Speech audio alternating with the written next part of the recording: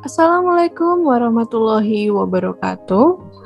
Perkenalkan, nama saya Yolan Ayu Pujaningrum, NIM A4201899 kelas B, mata kuliah Pendidikan Pancasila. Di sini saya akan mempresentasikan implementasi Pancasila sila keempat.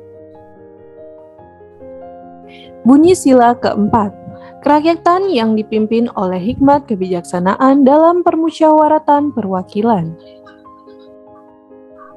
Simbol sila keempat. Kepala banteng dipilih menjadi simbol sila keempat Pancasila karena menggambarkan manusia yang berjiwa sosial tinggi dan suka berkumpul untuk membicarakan sesuatu termasuk bermusyawarah. Hubungan makna sila keempat Pancasila dengan simbolnya adalah masyarakat Indonesia harus mengutamakan musyawarah untuk menyelesaikan permasalahan atau saat membicarakan suatu hal. Dengan bermusyawarah diharapkan masalah atau hal yang sedang dibicarakan dapat menyelesaikan dengan baik tanpa harus menyebabkan konflik atau masalah lebih lanjut. Nilai-nilai sila keempat. Yang pertama, menjunjung tinggi harkat dan martabat manusia. Kedua, setiap warga negara Indonesia memiliki kedudukan, hak, dan kewajiban yang sama. Ketiga, tidak boleh memaksakan kehendak kepada orang lain. Keempat, mengutamakan musyawarah dalam mengambil keputusan untuk kepentingan bersama. Kelima, menghormati dan menjunjung tinggi setiap keputusan yang dicapai sebagai hasil musyawarah. Keenam, mengakui perbedaan dan persamaan sebagai individu, kelompok, ras, suku, agama. Ketujuh, di dalam musyawarah diutamakan kepentingan bersama di atas kepentingan pribadi atau golongan. Kedelapan, memberikan kepercayaan kepada wakil-wakil yang dipercayai untuk melaksanakan permusyawaratan. Implementasi Pancasila sila keempat, contoh pada lingkungan masyarakat. Pada gambar pertama, terdapat gambar yang menjelaskan bahwa menghormati dan menjunjung tinggi setiap keputusan yang dicapai sebagai hasil musyawarah.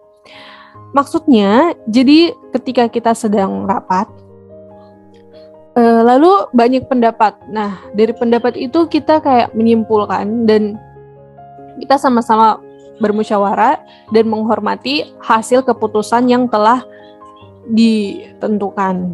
Lalu gambar kedua, memberikan pertolongan kepada orang lain tanpa membeda-bedakan. Nah, seperti contoh, ada orang yang kurang mampu dan orang yang mampu, kita tanpa harus membedakan untuk membantunya. Jika kita bisa membantu orang yang kurang mampu itu, maka lebih baik. Walaupun kita tidak mengenalnya, kita tetap harus membantunya jika dia membutuhkan pertolongan.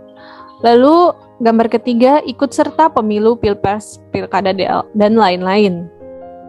Nah, pada gambar tersebut maksudnya itu kita tidak boleh adanya golput. Nah, golput ini sering terjadi pada anak rantau.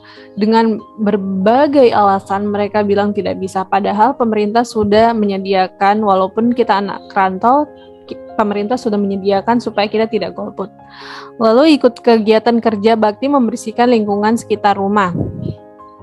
Nah, jika ada biasanya tuh kegiatan seperti ini tuh terjadi pada hari Minggu. Nah, biasanya juga itu ada surat dari RT untuk melaksanakan kerja bakti. Nah, ketika ada kerja bakti, kita sebagai warga lingkungan tersebut kita turun membantu kerja bakti di lingkungan sekitar rumah kita dan rumah tetangga.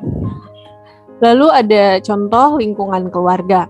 Nah, pada lingkungan keluarga ini, pada gambar pertama berjiwa besar dalam menerima pendapat dan hasil musyawarah anggota keluarga. Kita ambil contoh, misalnya ingin kuliah. Nah, anak tersebut ingin kuliah misalnya di UMS. Nah, dengan jurusan teknik, tetapi ibunya tidak menerima teknik, ibunya mau kedokteran dengan alasan tertentu. Nah, akhirnya bermusyawarah, dapat pendapat dari bapak, ibu, terus kakak, saudara, dan kita mendapatkan keputusan. Nah, kita sebagai anak yang sudah diberi pendapat, masukan untuk depannya, bagaimana kita berjiwa besar untuk menerima pendapat dari keluarga, seperti itu. Nah, terus pada gambar kedua, menyelesaikan masalah keluarga dengan bermusyawarah. Nah, maksudnya itu jika ada masalah itu ya dibicarakan bersama-sama, apa masalah kamu, apa masalahnya. Dibicarakan, jangan didiamkan karena itu akan menimbulkan masalah baru jika kita hanya berdiam. Terus pada gambar ketiga yang bertanggung jawab dalam melakukan hasil musyawarah. Nah, jika kita sudah bermusyawarah ya kita harus bertanggung jawab dengan hasil tersebut. Jangan malah meninggalkan hasil yang sudah kita dapatkan, seperti itu sih. Nah, jadi kesimpulannya pada sila keempat ini, pengamalan sila keempat sangat erat kaitannya dengan kerakyatan yang harus menjalankan tugas dan tanggung jawabnya yang sesuai dengan apa yang diaspirasikan oleh rakyat. Bahkan tugas-tugas dari kerakyatan harus bersih, suci, kebenaran, dan kejujuran. Nah, terima kasih telah mendengarkan penjelasan saya mengenai implementasi sila keempat. Jika ada salah kata, saya mohon maaf. Wassalamualaikum warahmatullahi wabarakatuh.